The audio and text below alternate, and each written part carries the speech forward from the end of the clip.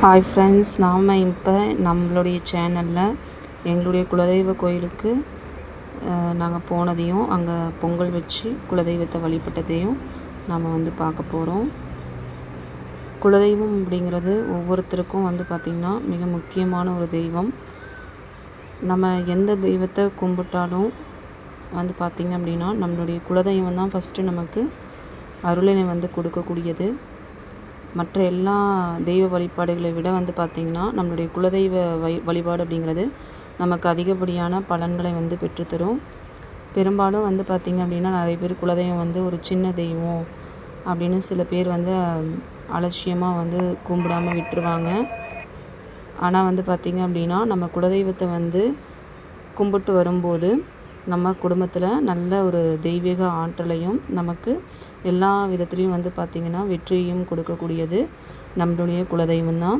அது மட்டும் இல்லாமல் நாம் நம்மளுடைய முன்னோர்களினுடைய ஞாபகமாக பார்த்திங்க அப்படின்னா நாம் இந்த குலதெய்வத்தை வணங்கிட்டு வரோம். நம்மளுடைய முன்னோர்களினுடைய ஆசீர்வாதமும் பார்த்திங்க அப்படின்னா நம்ம குலதெய்வத்தை வணங்கும் போது நமக்கு கிடைக்குது. அதே போல் நம்மளுடைய முன்னோர்களினுடைய புனித ஆத்மாக்கள் பார்த்திங்க அப்படின்னா நம்மளை கண்ணும் கருத்துமாக பார்த்திங்க அப்படின்னா எல்லா விதத்துலேயுமே நம்மளை பாதுகாக்கும். ஸோ அதனால தான் நம்ம குலதெய்வங்களை பார்த்திங்க அப்படின்னா வழிபடணும் அப்படின்னு சொல்கிறோம். அதே போல் நம்மளுடைய கர்ம வினைகள் விலகணும் அப்படின்னாலும் நம்ம குலதெய்வத்தை தான் முதல்ல வணங்கணும். அதே போல் பார்த்திங்கன்னா பெண்களுக்கு பிறந்த வீட்டில் ஒரு குலதெய்வமும் அதே போல் புகுந்த வீட்டில் ஒரு குலதெய்வமும் பார்த்திங்கன்னா இருக்கும். இப்போ நம்ம பார்த்திங்கன்னா புகுந்த வீட்டுக்கு போன பிறகு நம்மளுடைய பிறந்த வீட்டு குலதெய்வத்தை மறக்காமல் பிறந்த வீட்டு குலதெய்வத்தையும் நம்ம என்ன பண்ணணும் அப்படின்னா வணங்கிட்டு வரணும். அப்படி பிறந்த வீட்டில் இருக்கக்கூடிய குலதெய்வத்தை நம்ம வணங்கும் பொழுது நம்மளுடைய புகுந்த வீட்டினுடைய பிரச்சனைகள் எல்லாமே தீர்ந்து போகும். ஸோ அதனால் நம்மளுடைய குலதெய்வத்தை நம்ம மறக்காமல் புகுந்த வீட்டு குலதெய்வமும் சரி பிறந்த வீட்டு குலதெய்வமும் சரி 2 குலதெய்வமையும் நாம் வணங்கிட்டு வரும் பொழுது நமக்கு நல்லது நடக்கும். ஸோ பிற தெய்வங்களை கும்பிட்றதுக்கு நம்ம நிறைய மக்கள் பார்த்திங்கன்னா இருக்காங்க. ஆனால் நம்மளுடைய குலதெய்வத்தை வணங்குவதற்கு நம்ம குலத்தை சார்ந்தவங்க மட்டும்தான் நாம் அந்த தெய்வத்தை வணங்க முடியும். ஸோ அந்த தெய்வத்தை வணங்கும் பொழுது நம்மளுடைய பிரச்சனைகள் எல்லாமே பார்த்திங்க அப்படின்னா தீர்ந்து நம்மளுடைய வாழ்க்கை நல்ல சிறப்பாக அமைவதற்கு நமக்கு வழிவகுத்து கொடுக்கும்.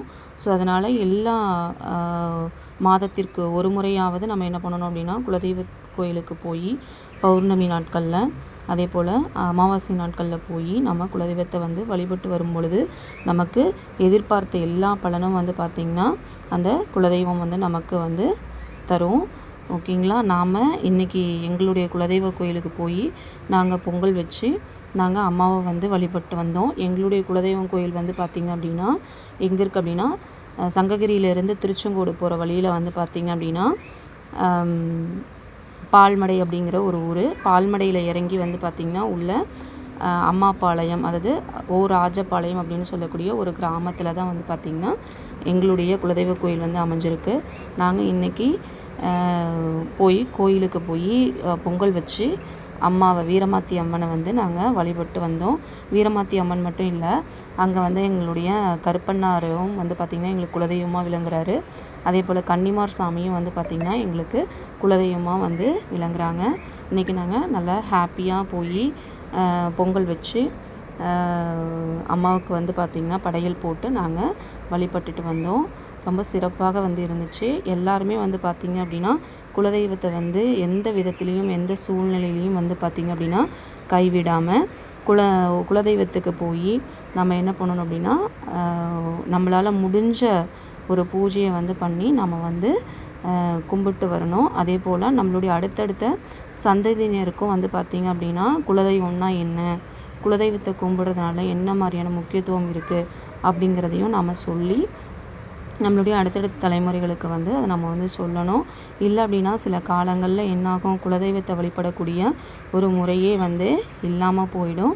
ஸோ அதனால் குலதெய்வத்தினுடைய முக்கியத்துவத்தை நம்ம எல்லாருக்குமே என்ன பண்ணணும், நம்மளுடைய அடுத்த தலைமுறைகளுக்கு சொல்லி நம்ம குலதெய்வத்தை வணங்கிட்டு வந்தோம் அப்படின்னா எல்லாமே நல்லபடியாக நடக்கும்.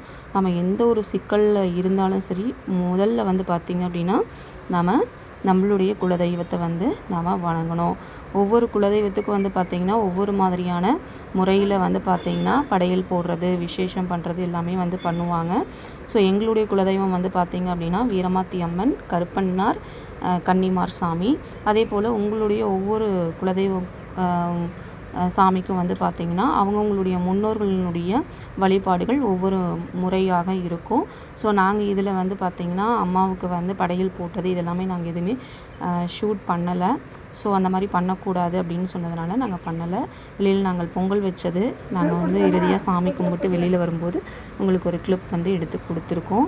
ஸோ அதே போல் உங்களுடைய பூர்வீகப்படி உங்களுடைய குலதெய்வ கோயிலில் எந்த முறையில் வந்து சாமி கும்பிடுவாங்களோ அது போல் வந்து பார்த்திங்க அப்படின்னா நீங்களும் வந்து செய்து உங்களுடைய குலதெய்வத்தினுடைய அருளையும் நீங்கள் வந்து பெற்று நல்ல நலமுடன் வந்து ஆரோக்கியத்துடன் எல்லாருமே வந்து சிறப்பாக வந்து இருக்கணும்.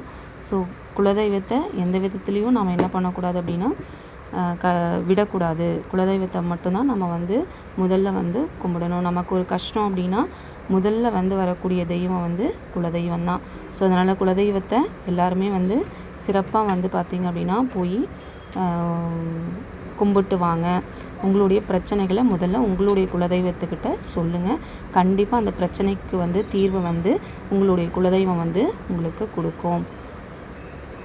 ஓம் சக்தி பராசக்தி, ஓம் சக்தி பராசக்தி, ஓம் சக்தி பராசக்தி, ஓம் சக்தி பராசக்தி, ஓம் சக்தி பராசக்தி, ஓம் சக்தி பராசக்தி, ஓம் சக்தி பராசக்தி, ஓம் சக்தி பராசக்தி, ஓம் சக்தி பராசக்தி, ஓம் சக்தி பராசக்தி, ஓம் சக்தி பராசக்தி, ஓம் சக்தி பராசக்தி, ஓம் சக்தி பராசக்தி, ஓம் சக்தி பராசக்தி, ஓம் சக்தி பராசக்தி.